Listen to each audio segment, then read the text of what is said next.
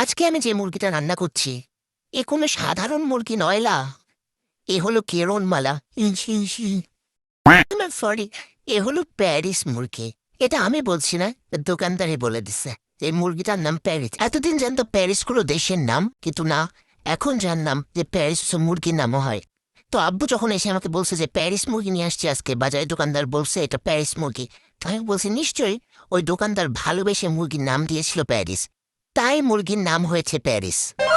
তো যাই হোক, প্যারিস মুরগিটার মাংসটা তুলনামূলক একটু হার্ডি হয়, কিন্তু খেতে ভীষণ মজা। তো আজকে আমি দুপুরে মিক্সড সবজি ভাজি সাথে প্যারিস মুরগির মাংস আর সালাদ নিয়ে খুব মজা করে দুপুরে খাওয়াটা খেয়েছি। তো আপনাদের সঙ্গে ভিডিওটা শেয়ার করলাম, আশা করি ভিডিওটা ভালো লাগবে, আর ভালো লাগলে অবশ্যই আমার পেজটাকে একটু ফলো করে রাখবেন। তো আজকে ভিডিওটা এই পর্যন্তই। এতক্ষণ সাথে থাকার জন্য সবাইকে ধন্যবাদ।